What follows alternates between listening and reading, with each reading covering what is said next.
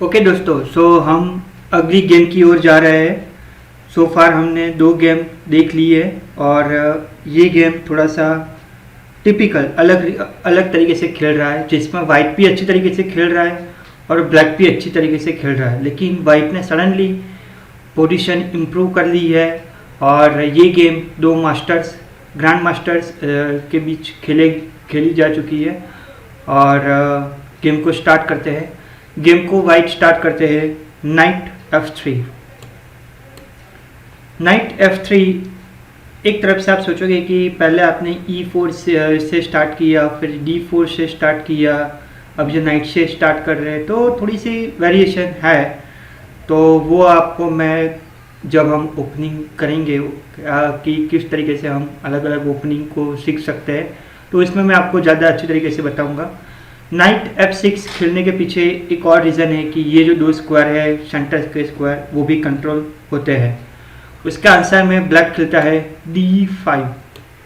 बहुत ही बढ़िया सा move, controlling the center, following the basic principles of the chess, कि भाई बेसिक प्रिंसिपल्स जो है वो फॉलो कर रहा है, सेंटर को कंट्रोल कर रहा है। वाइट खेल रहा है C4।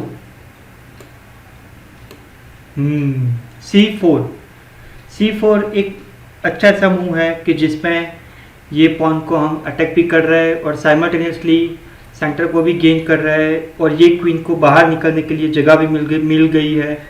तो ये भी एक अच्छा सा मूव है। आंसर में ब्लैक खेलता है E6। यहाँ पे ब्लैक के पास आप सोचोगे कि यहाँ पे तो एक अच्छा सा मौका है कि ब्लैक इसको कैप्चर कर दे, लेकिन वाइट तुरंत ही उसको कैप्चर कर देगा। भाई ये जो क्वीन है वो उसको चेक देगी और यहाँ पे कोई भी पीस उसको प्रोटेक्ट करेगा। तट से ये नाइट प्रोटेक्ट कर रहा है और तुरंत ही ये पीस हम कैप्चर कर लेंगे, तो ये फॉर्मूला वर्क नहीं करेगा। तो ब्लैक ये पॉन को प्रोटेक्ट कर रहा है बाय E6। वाइट खेल रहा है G3। G3 एक अच्छा सा मूव है। ये मूव खेलने का पर्पस एक ही होता है कि ये जो हमारा बिशप है वो लॉन्ग डायगोनल में हम प्लेस करें, ताकि वो ज़्यादा से ज़्यादा स्क्वायर को कंट्रोल कर सके। यहाँ पे आप देख सकते हो कि ये जो पॉन है वो अभी भी यहाँ पर है, तो ये बिशप को बाहर निकलने के लिए कोई अभी जगह नहीं है, और ये बिशप बाहर नहीं निकलेगा तो ये क्वीन है वो कैसल नहीं कर पाएगा। तो ये एक अच्छा सा मूव है कि जिससे ये जो बिशप है उसको भी मूव करने के लिए जगह मिल जाएगी और किंग को कैसल करने के लिए भी जगह मिल जाएगी, और दूसरी तरफ से आप अपने पीसेस को डेवलप भी कर रहे हो। उसका आंसर में ब्लैक खेल रहा है नाइट F6। नाइट F6 एक अच्छा सा मूव है। नाइट F6 खेलने के पीछे ऑब्वियसली रीज़न यही है कि ये जो स्क्वायर है, सेंटर के स्क्वायर, उसको प्रोटेक्ट किया जाए, अपने पीसेस को डेवलप किया जाए, नाइट को एज में मत रखा जाए। तो इस तरीके से ये नाइट F6 खेला गया है। Bishop G2। यस, ये मूव जब पिछले हमने G3 खेला था उसके बाद मैंने तुरंत ही बताया था कि भाई ये मूव खेलने के पीछे एक ही पर्पस हो सकता है कि ये जो बिशप है उसको हम लॉन्ग डायगोनल में प्लेस करें। उसके आंसर में ब्लैक खेल रहा है बिशप D6। बिशप D6 एक अच्छा सा मूव हो सकता है, लेकिन इनडायरेक्टली ये मूव ये जो ब्लैक क्वीन है उसको यहाँ से आगे आने के लिए ब्लॉक कर रहा है। वाइट के पास टाइम हो गया है कास्लिंग का, तो वाइट कासल कर रहा है, और ब्लैक उसने भी अपने दोनों पीसेस बाहर निकाल लिए हैं, तो ब्लैक भी कासल कर रहा है। B3 एक अच्छा सा मूव हो सकता है। क्यों? क्योंकि ब्लैक ने अब कासल कर दिया है। तो अगर यहाँ पे ब्लैक वाइट कोई और मूव खेलता है और ब्लैक ये पॉन को कैप्चर करता है, तो क्वीन इसको चेक देके ये पॉन को कैप्चर बैक नहीं कर सकता। तो ये पॉन को प्रोटेक्ट करने के लिए वाइट ने खेला है B3। रुक टू E8। ये रुक को एक्टिव करने के लिए ब्लैक ने रुक को ओपन फाइल में रखने की कोशिश की है कि जिससे वो ये जो सेंटर है वो भी कंट्रोल कर सके। यहाँ पे ब्लैक अच्छी तरीके से खेल रहा है, वाइट भी अच्छी तरीके से खेल रहा है, और देखते हैं गेम में आगे क्या होता है। Bishop B2। यस, ये मूव खेलने के पीछे दो पर्पस थी। एक तो ये पॉन को प्रोटेक्ट किया जाए, और दूसरा ये जो बिशप है उसको आप यहाँ पे प्लेस कर दो ताकि वो लॉन्ग डायगोनल में एक्टिव हो जाए। ब्लैक के पास अभी भी ये जो दो पीसेस है वो डेवलप नहीं हुए हैं। Knight to D7। यस, ये नाइट को नाइट को ये D7 पे रखा है। यहाँ पे आपको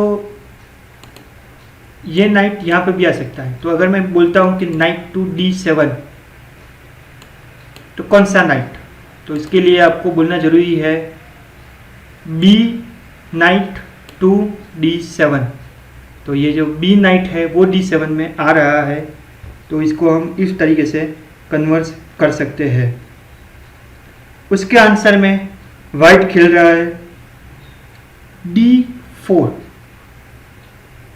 D4 ऑब्वियसली एक अच्छा सा मूव है, सेंटर को भी कंट्रोल कर रहा है, और दूसरी तरफ से ये जो क्वीन है उसको भी बाहर निकलने की जगह मिल गई है।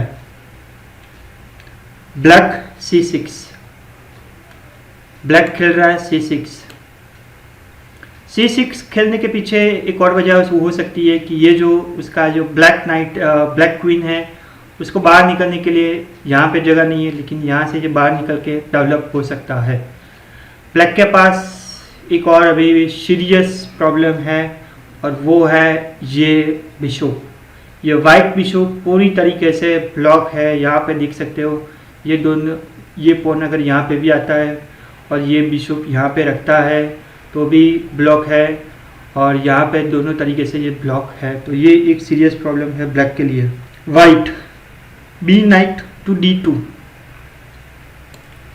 B नाइट टू D2, ये एक अच्छा सा मूव है कि वाइट का ये एक पीस था कि जो डेवलप नहीं हुआ था, तो वो पीस ने उसको डेवलप कर दिया है।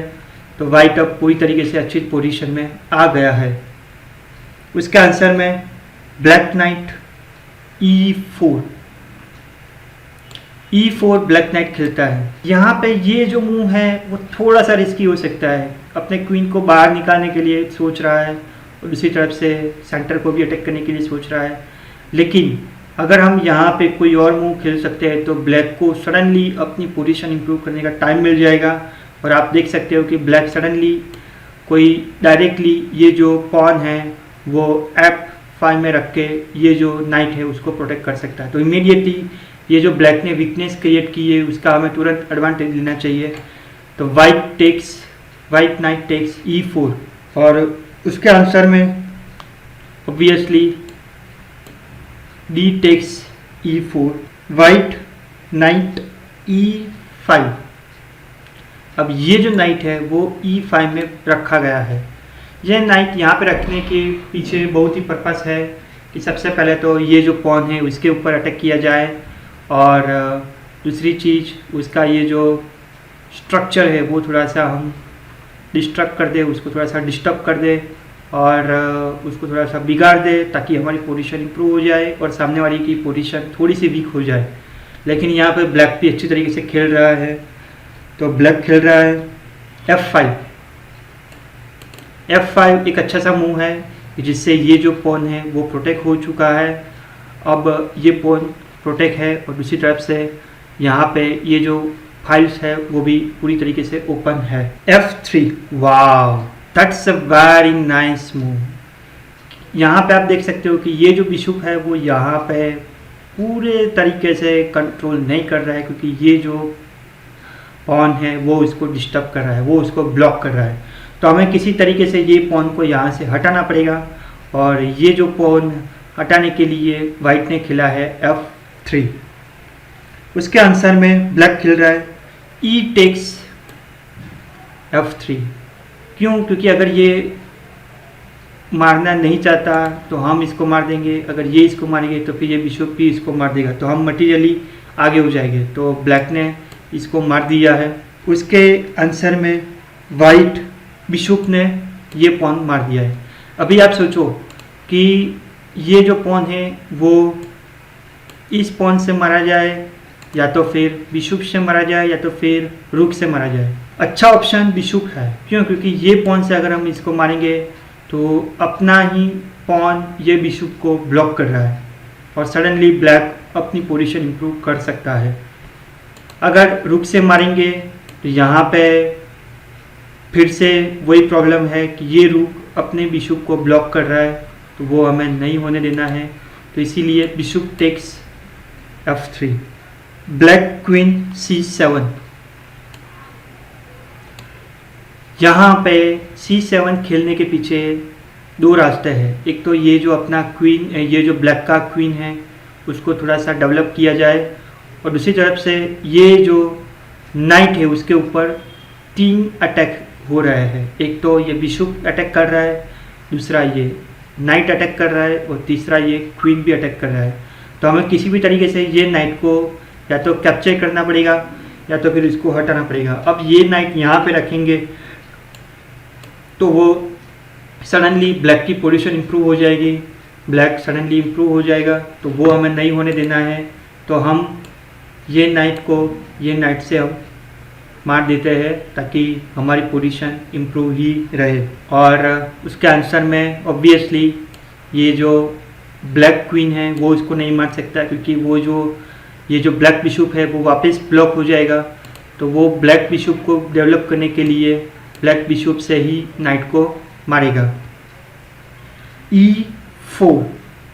E4 अच्छा मूव है, सेंटर को भी डेवलप कर रहा है और सेंटर को कवर कर रहा है, और दूसरी तरफ से ये जो पॉन है उसको भी साइमल्टेनियसली अटैक कर रहा है। उसके आंसर में ब्लैक खेलता है E5। सडनली ब्लैक ने भी सेंटर को कंट्रोल कर दिया है, अब पूरी तरीके से ये सेंटर आ चुका है। वाइट खेल रहा है C5। वाह, दैट्स ए इंटरेस्टिंग मूव। यहाँ पे आप सोचोगे कि भाई चलो इसको मार दो, इसको मारने से कोई फ़ायदा नहीं होगा, क्योंकि ये जो ब्लैक ये जो ब्लैक बिशप है वो इसको मार देगा, फिर हम इसको मार देंगे और ये जो सडनली उसकी पोजीशन है वो इम्प्रूव हो जाएगी। तो वो हमें नहीं होने देना है। तो हमें इसको मारने की वजह ये जो उसका ब्लैक ऊंट यहाँ पे है उसको हम अटैक करेंगे। तो E5 के बाद हम मूव खेलते हैं C5, ताकि ये जो उसका ब्लैक बिशप है उसके ऊपर हम अटैक करते हैं। उसके आंसर में ऑब्वियसली ये जो बिशप है वो यहाँ पर नहीं रख सकता, क्योंकि वो अपने ही रुख से वो ब्लॉक हो जाएगा। तो उसने अपने बिशप को रखा है यहाँ पे F8, बिशप F8। अब सडनली ये जो पॉन है उसको भी प्रोटेक्शन देना है, और ये जो पॉन है वहाँ पे भी थोड़ा सा इम्प्रूवमेंट करना है। तो हम खेलते हैं क्वीन टू C2। ये जो क्वीन है वो बहुत ही अच्छी तरीके से अच्छी प्लेसमेंट में आ चुकी है। ये क्वीन आप देखो तो सडनली एक तरफ से इसको प्रोटेक्ट भी कर रहा है, दूसरी तरफ से ये जो स्क्वायर है उसको भी कंट्रोल कर रहा है। तो हमें ये चीज़ बहुत ही ध्यान से देखनी पड़ेगी कि किस तरीके से हम ज़्यादा से ज़्यादा पीसीस, ज़्यादा से ज़्यादा स्क्वायर को कंट्रोल कर सकते हैं। इसके बाद ब्लैक ने खेला है E टेक्स D4। तो यहाँ पे उसने ये खेल चुका है, और यहाँ पे ये खेलने के पीछे उसका पर्पस ये है कि ये जो ब्लैक रूक है वो इसको भी कंट्रोल कर सकता है, ये जो है वो भी इसको कंट्रोल कर सकता है। तो सडनली उसकी पोजीशन थोड़ी सी लिटिल बिट इम्प्रूव हो सकती है। उसके आंसर में वाइट ने खेला है E टेक्स F5। यस, तो ये जो मूव है, क्योंकि ये जो पॉन है वो तो पूरी तरीके से कैप्चर ही है, ये जो बिशप है वो इसको कैप्चर कर ही लेगा। तो हमने ये पॉन को कैप्चर किया हुआ है। उसके आंसर में ब्लैक खेल रहा है रुक A टू D8। अब यहाँ पे भी मैं आपको फिर से दिखा दूँ कि रुक को मैं अगर D8 बोलूँ तो ये रुक भी D8 में आ सकता है, ये रुक भी D8 में आ सकता है। तो हमें ऐसा बोलना है रुक A टू D8, मतलब A रुक जो है वो D8 में जा रहा है। उसके आंसर में वाइट खेल रहा है बिशप H5। सो बिशप H5। तो बिशप h5 से आप देख सकते हो कि उसका ये जो रुक है वो अटैक में आ गया है, तो वो अपने रुक को बचाने के लिए कुछ ना कुछ करेगा ही। उसके आंसर में ब्लैक खेल रहा है रुक e5, रुक e5 कि जिससे वो ये पॉन को भी प्रोटेक्ट करता है और अपने रुक को ये जो बिशप है उससे भी वो प्रोटेक्ट करता है। वाइट खेलता है बिशप टेक्स d4,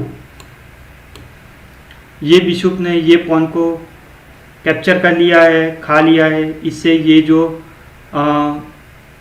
रुक है उसके ऊपर भी अटैक शुरू हो चुका है। उसके आंसर में रुक टेक्स f5, ये जो रुक है उसने f5 नाम के पॉन को खा लिया है। अब यहाँ से थोड़ा सा फाइटिंग स्टार्ट हो चुका है और कुछ ही मिनटों में कुछ ही मूव्स में आप देखोगे कि वाइट ने किस तरीके से, यहाँ पे आप देखोगे तो मटेरियल वाइज दोनों लिटिल बिट इक्वल है, पोजीशन वाइज भी दोनों लिटिल बिट अच्छे हैं, लेकिन यहाँ से हम किस तरीके से आगे बढ़ सकते हैं वो सीखना हमारे लिए बहुत इम्पोर्टेंट है। तो वाइट रुक टेक्स ब्लैक रुक के आंसर में ये जो है वो इसको कैप्चर करेगा, हम भी उसके बिशप को कैप्चर करेंगे और ये जो ब्लैक रुक है वो इसको कैप्चर करता है। तो कुछ देर के लिए आप वीडियो को पॉज करो और सोचो कि वाइट के लिए बेस्ट अच्छे से अच्छा मूव कौन सा होना चाहिए कि जिससे वो अपनी पोजीशन भी इम्प्रूव कर सके और ब्लैक ने जो भी गलती की है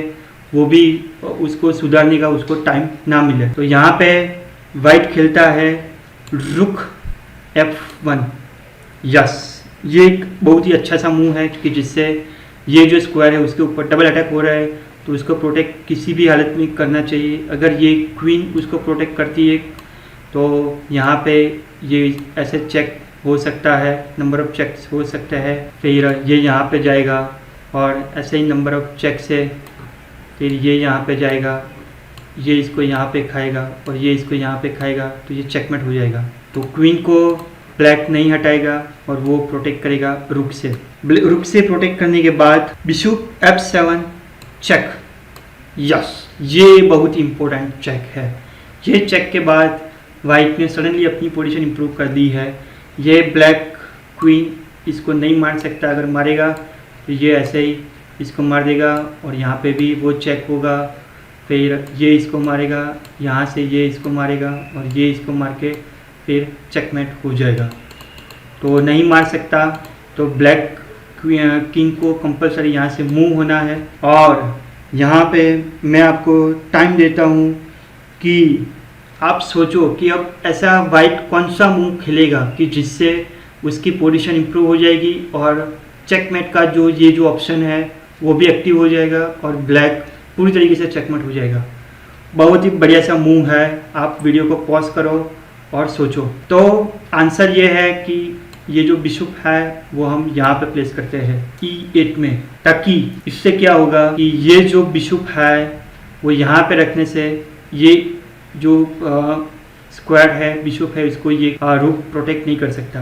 आप कह सकते हो कि भाई ये इसको खा सकता है और ये प्रोटेक्ट कर दिया, ओके कोई बात नहीं, ये भी इसको मार सकता है, ये भी इसको मार सकता है और ये इसको मार के चेकमेट हो सकता है। तो ये पोजीशन के बाद जब वाइट ने ये बिशप को यहाँ पे रखा तो ब्लैक ने पूरी तरीके से रिज़ाइन कर दिया गेम को, क्योंकि ब्लैक के पास कोई भी ऑप्शन नहीं है अपने इस किंग को बचाने के लिए।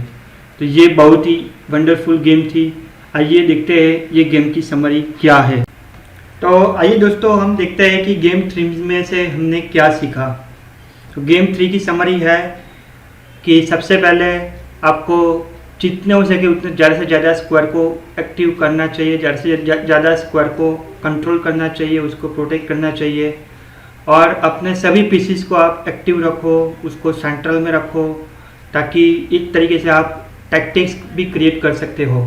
अगर आपके पास कुछ भी एडवांटेज मिलता है तो उसको आप बड़े एडवांटेज में कन्वर्ट करने की सोचो। आप जितना बड़ा सोचोगे उतनी बड़ी आपकी उतनी जल्दी ही आप एडवांस प्लेयर में कन्वर्ट हो जाओगे।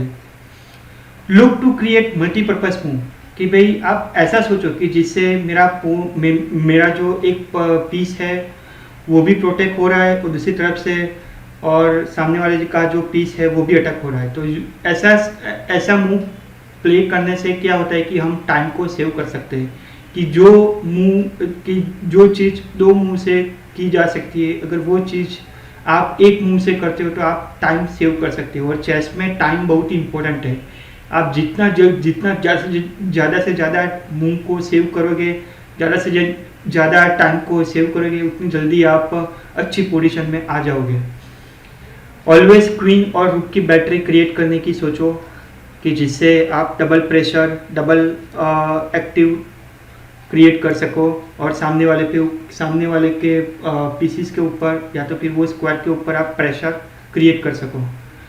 और हो सके तो अपने पॉन को भी थोड़े से सेक्रीफाइस करके अपने पीसीस को डायगोनल में ओपन फाइल में रखो, ताकि जितना हो सके उतने ज़्यादा से ज़्यादा फाइल्स आप कवर कर सको, उसको प्रोटेक्ट कर सको। तो ये थी हमारी गेम 3 की समरी। वैसे ऐसे है, मैं नंबर ऑफ गेम्स अपलोड करते जाऊंगा, और एक बार अगर ये गेम्स आपने अच्छी तरीके से देख ली और अच्छी तरीके से समझ ली, तो आप कुछ ही मिनट कुछ ही गेम्स खेलने के बाद आप एक अच्छे प्लेयर बन सकते हो। अगर आपको ये गेम देखने के बाद भी आपको पता नहीं चल रहा है, तो मैं आपको सजेस्ट करूंगा कि वो वीडियो दोबारा आप देखो, ताकि आप थोड़ा सा समझ सको कि ये सब करने के पीछे क्या टैक्टिक्स हो सकती है, क्या प्लानिंग हो सकता है, क्या स्ट्रेटजी हो सकती है। और अगर फिर भी आपको कुछ डाउट रहता है तो आप कमेंट बॉक्स में क्वेश्चन पूछ सकते हो, मैं उसका आंसर देने के लिए रेडी रहूँगा।